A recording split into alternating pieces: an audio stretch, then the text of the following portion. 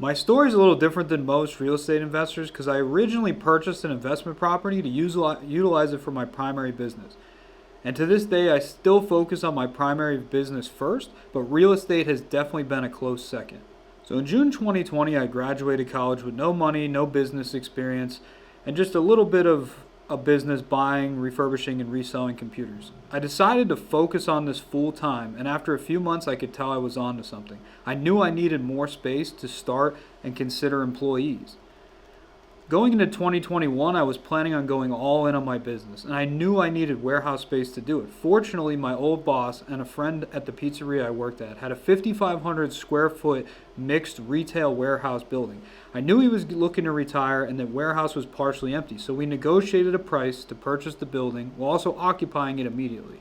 We immediately moved in, and I began using the space. My friend had experience buying and selling real estate, so he drafted a very basic purchase agreement, and I spent some time figuring out what I needed to make this happen. I had never bought real estate before, so I knew nothing about mortgage commitment, an attorney, title company to do the closing, an insurance agent to insure the property. I did online research as well as talking to people I knew, and I was able to get everything together I needed, including borrowing the down payment from a family member. And finally, we closed. 6 months later, signing the agreement in June. We had several hangups, but we finally did close, and I owned my first ever property. This property was really cool too because not only did I have a warehouse space for my business, I also had 3 different commercial tenants paying me rent. This meant that not only was my mortgage and other expenses covered, I was actually making money day one. And for somebody that never did real estate before, this was awesome. You know, I had money to improve the building or just money in general from something that I frankly knew nothing about.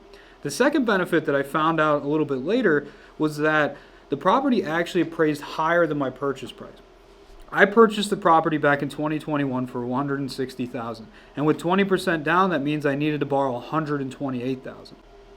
So fortunately, my property appraised at $250,000. What that allows you to do is the bank will let you borrow up to 75% of loan to value. So since the $250,000 is what it's worth, the bank will let me loan up to $187,500 minus the $128,000 that I borrowed, giving me almost $60,000 that I was able to immediately use to start to consider to do other things.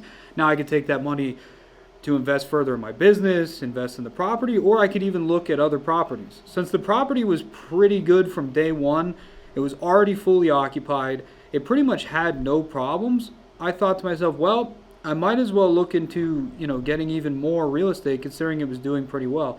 So I started to do some more research, and I found quickly that I got pretty lucky with my first commercial deal, and that what was mostly available in my price range was multifamily, and that's how most people get started.